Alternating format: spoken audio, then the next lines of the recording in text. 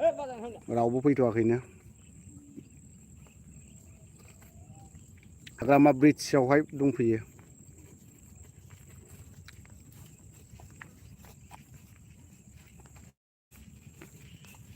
नौकरी নাই हाँ नौकरी নাই ना रे আমি একাই ভালো একলাই ভালো হ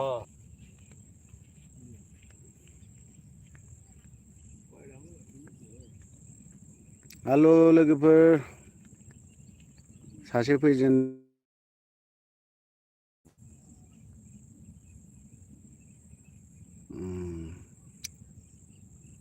खुलुमबाय आदा खुलुमबाय फंबाय दान्दिसे कमेन्टखौ गुड इभिनिं हेलो सार हेलो दानिसो खनसे ओरैनो फार्स्ट टाइम जायाबाबो एसे लाइफआव फैदों हेलो माने एसे माखासे बै माबाखौसो एसे सावरायनो नागिरदों दिल्लीयाव जिहेतु जोंनिया थांनानै हमजाला बायहैदों हेलो जय बर' हारिनि जय बड'लेण्ड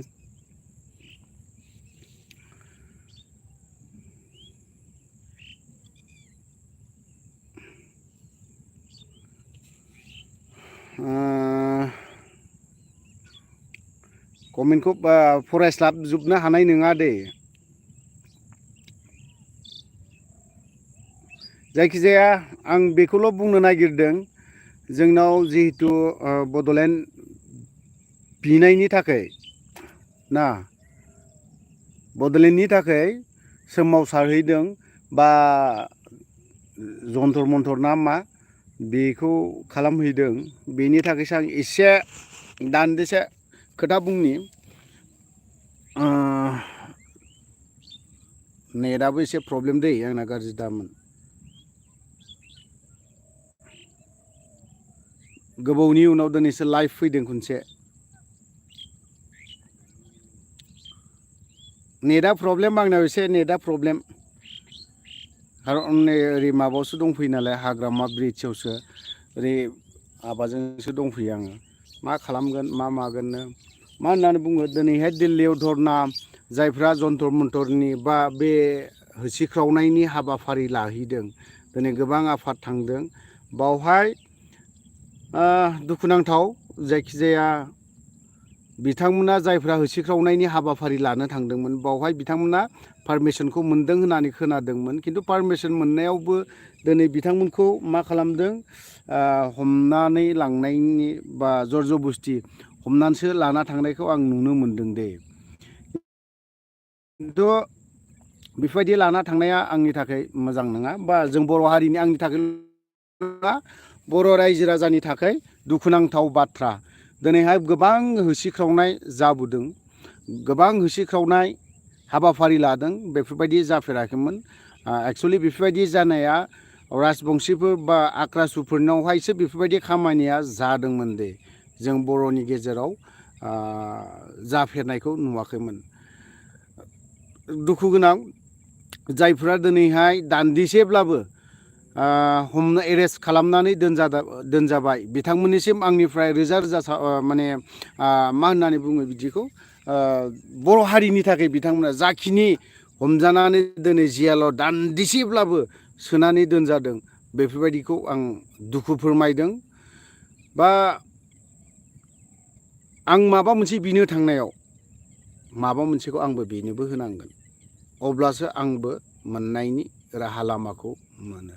खिन्थु जायफ्रा खिन्थु नैबे खनसे जेलाव सोयो बिसोरजों दिनै धरना होनो थाङोब्ला बा राजा लामा गाथेनो थाङोब्ला दिनैहाय हमजायोसो बा माबासो जायो बियो बे गिदिर बाथ्रा नङा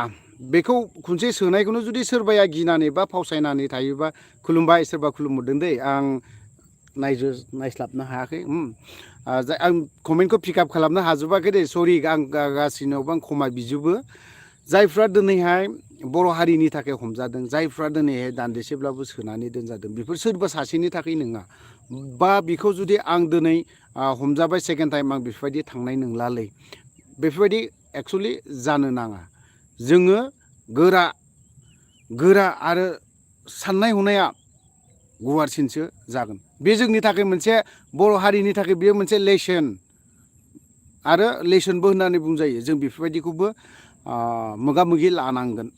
आरो जों मालाबा गाव जानोबो गोनां जागोन बा बेफोरबायदि राजा लामा गाथेनायाव बा मालाबा जोङो चिरां डिस्ट्रिक्ट नङाबा क'क्राझार डिस्ट्रिक्ट नङाबा बाक्सा मालाबा उदालगुरि बेफोरबायदियाव राजा लामा गाथेनायाव हयथ'बा दिनै जोंनि सायाव गावनायनि अर्डारबो होनो हागौ। बनसु आफादा जेरैबायदि दिनैहाय राजा लामा गाथेनायनि लामा लादोंमोन बावहाय मा होननानै बुङो गावनायनि अर्डारबो जानो हागौ। बे गिदिर बाथ्रा नङा। जोंनो नांगौ बड'लेण्ड ना जुदि थांखिया जुदि मोनसेब्ला मोनसे जुदि सिमांखौ जुदि मोनसे बर' हारिनि थाखाय जुदि सानदोंबा जों बेखिनि खोथाखौ साननांगोन आरो जोङो फावसायनोबो हानाय नङा। फावसायनानै जों लाब गैया दावखोबाय थानांगोन। जोंहा मोनसे बिथांमोना बिनि फार्स्ट टाइम नाथाय बिसोरो दिनै फार्स्ट टाइम मोनसे लेसन मोनदों रोंदों। दिनै बिसोरो दिनै बनसुआ फार्स्ट टाइम राजा लामा गाथेनाय बा जन्तर मन्तर थांनाय बा माबा मोनसे होसिख्रावनाय हाबाफारि लानाया दिनै फार्स्ट टाइम बेफोरबायदि मोगा मोगि जादों। बे गिदिर बाथ्रा नङा जागोन। बेफोरबायदिनो होसिख्रावनायावहाय गोबां हेंथा फैगोन खिन्थु बावहाय बैफोर हेंथाखौ सौसिनो हानांगोन आरोखि। माखासे स्टेटमेन्टखौ आङो एसे माबाखौ मोनदों बनसुनिखौ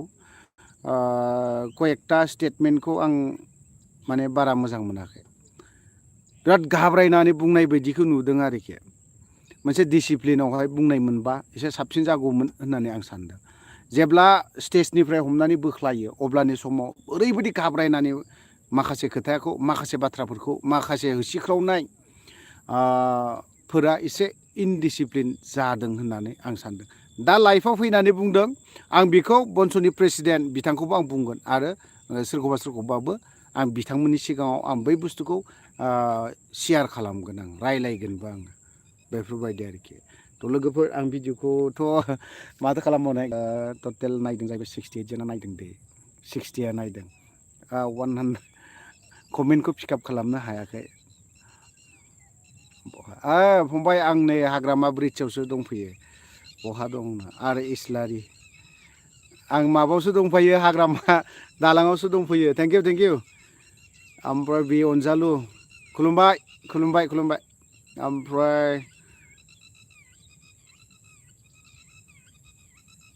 गोबां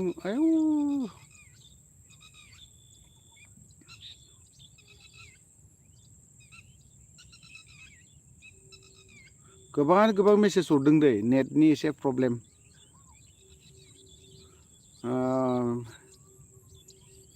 बे अनजालु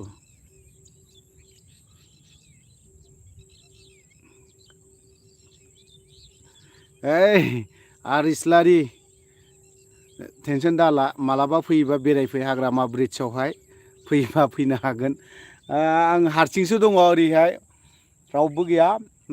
माथो खालामनो हारसिं थानोसो मोजां मोनो। ओरैनो बेलासि जाबाय नालाय न'आव थानो गोदाव सोराव मोननायखाय फैदों। गावल' दादा मालाबा फै आर इस्लारि ओमफ्राय जे नार्जारि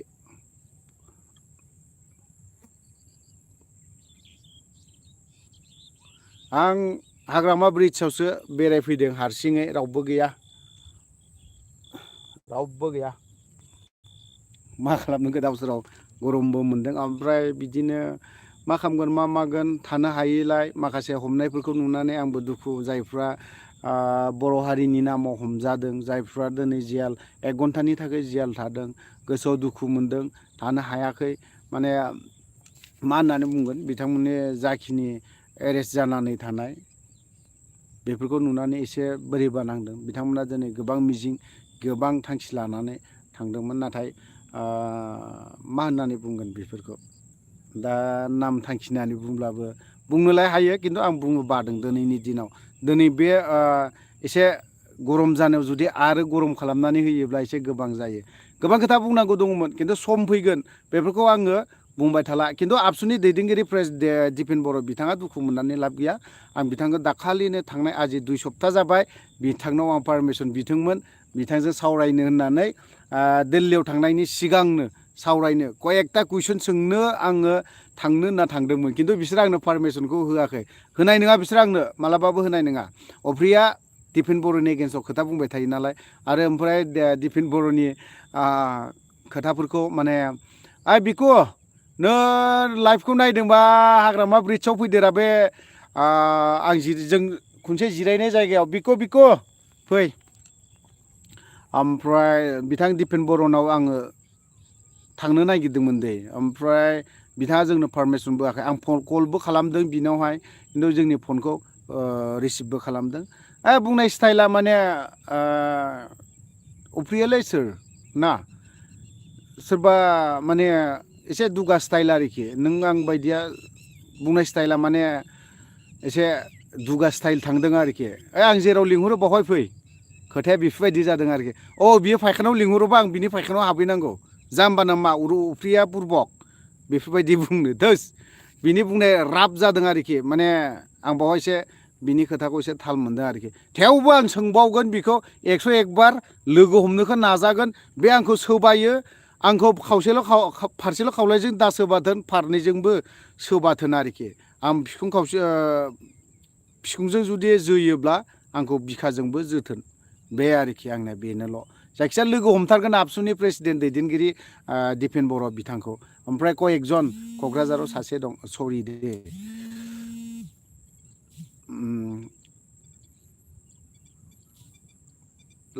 कल फैदोंमोन दे आं गासैबो जायफ्रा आंनि लाइफखौ नायदों बिथांमोनाव आं क्षमा बियो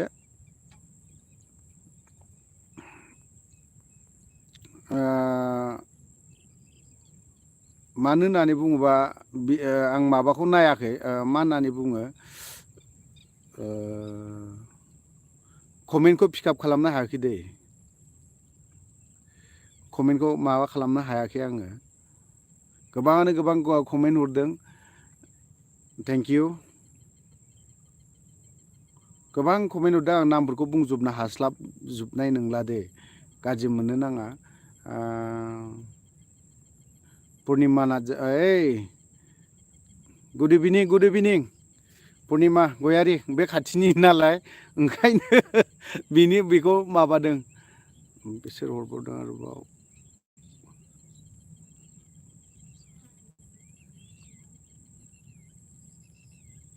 सोर मा हरखोथाय आंबो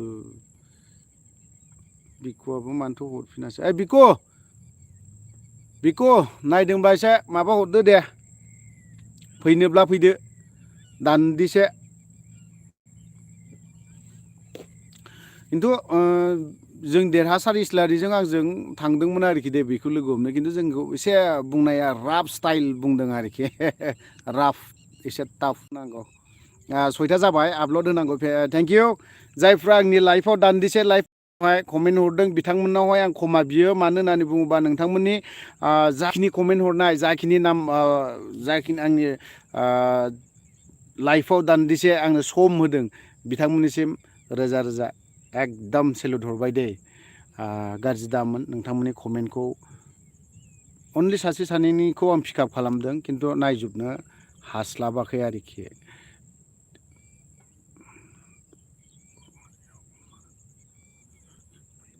जों धरनायाथ' बिदिनो जालांबाय थागोन आरो जालांबाय थानांगौ कन्टिनिउ नङा माने समखौ बोथोरखौ लायै नायनानै खालामनायाबो मोजां होननानै आं सानो कन्टिनिउ जुदि लायोब्ला हयथ'बा जोंनि फरायनाय मानाय गासैबो कयेकटा बिथिङावबो एसे गोहोम गोग्लैयो मानो होनना बुङोबा बै स्कुलनि एग्जाम जानाय बा फरायनाय बेफोरखौ नायनानै जों धरनाफोरखौ लानाया मोजां जों माने जायफ्रा आफाद खुलिनाय जायफ्रा धरनायाव दिनैहाय बाहागो लानाय बिथांमोना जयैनो थानानै